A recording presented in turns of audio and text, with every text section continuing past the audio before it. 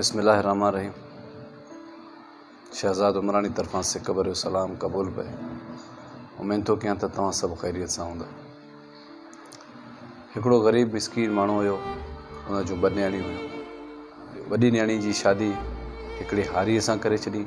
जेका ॿी न्याणी हुई उहा उन कुंभार खे ॾेई छॾी जेके ठिकर जा थांव ठाहींदा हुया। ॿई मिस्कीन हुया। पीउ सोचियो त पंहिंजे न्याणियुनि वटि वञी चकर हणी अचां, घुमी अचां, हाल वाल बि वठी अचां। सभ खां पहिरियां हू वियो जेका हुनजी न्याणी हारीअ खे ॾिनल हुई उन वटि वञी महिमान थियो। काफ़ी ख़ातिरदारी थी। न्याणीअ पुछा कई त अम्मा ख़ुशि आहे, भाइर ख़ुशि आहिनि, ॻोठ वारा ख़ुशि आहिनि। सॼी राति उन्हनि कचहरी कई। आख़िर पीउ पुछा कई त तव्हांजो कहिड़ो फ़सुलु आहे, छा कयो अथव? चई बाबा वक़्तु ॾाढो ॾुखियो थो गुज़रे। मुंहिंजो मुड़ुसु महिनत करे हिकिड़ी ज़मीन कुड़म ते खईं आहे ऐं उनजे लाइ बिज जेको आहे त ओधर ते वरितो आहे, हर बि ओधर ते करायो आहे। छटे आया आहियूं। हाणे अलाह खां दुआ था घुरूं त मौला का बारिश वसाए त असांजे लाइ को जन्नत थी पए। जे अगरि बारिश न वसी त असां कर्ज़ाई बि थींदासीं। असांजे लाइ ज़हमत आहे। असां त ॾाढो परेशान थींदासीं, व्याज में वठिजी वेंदासीं, कर्ज़ में दॿिजी वेंदासीं। पीउ जॾहिं ॿी न्याणी वटि वियो, राति वञी उते रहियो। ॾाढी ख़ातिरदारी थी।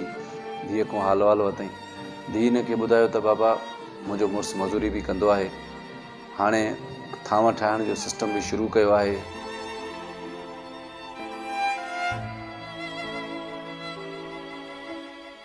सिज बि निकितो आहे। काफ़ी थांव ठाहे एतिरो महिनत करे उन मिटी मां असां काफ़ी थांव ठाहिया आहिनि जेके हाणे वञी उस ते रखिया आहिनि। हाणे बसि अलाह खां वेठा दुआ था घुरूं त मौला बारिश खां बचाए। जे अगरि बारिश थी वई त बाबा असां ॾाढो कर्ज़ाई थींदासीं, असां ते मथां कर्ज़ु थी पवंदो, मुंहिंजो मुड़ुसु परेशान थी वेंदो ऐं कर्ज़ जे हेठां दॿिजी वेंदो। जे अगरि बारिश थी त असां वटि साॻी ज़हमत, न त पोइ बारिश न थी त असां वटि रहमत। कुराड़ो घर मोटी आयो। राति अची पंहिंजे घर सुकून कई। घरवारी पुछा कयोसि ॾे हाल वाल, न्याणियूं कीअं हुयूं? ॿई न्याणियूं ख़ुशि हुयूं। पंहिंजे घर में अलाह हुननि खे ख़ुशि कयो आहे, पंहिंजे मुड़ुस सां बि ख़ुशि आहिनि, हर हाल में आहिनि पर ख़ुशि आहिनि। पर हाणे हिकिड़ी ॻाल्हि आहे त अलाह पाक अगरि जे बारिश कई बि शुक्र अल्हम्दुलिल्लाह, जे बारिश न कई बि शुक्र अल्हम्दुलिल्लाह। हाणे पीउ कंहिंजी कहिड़ी न्याणी जे करे चवे त हिन जे लाइ बारिश थिए त हुनखे फ़ाइदो हुजे, हुन जे लाइ बारिश न थिए त हुनखे फ़ाइदो। हिन सॼी कहाणी मां दोस्तो असांखे इहो ई हिकिड़ो सबक़ु थो मिले त जेका शइ असांजे लाइ मुनासिबु आहे त थी सघे थो उहा शइ ॿिए जे लाइ मुनासिबु मतां न हुजे। हीउ जहान आहे, रब पाक पंहिंजे तरीक़े सां तौर तरीक़े सां अलाह पाक हलाए थो, उहो ई बहितर ॼाणे थो।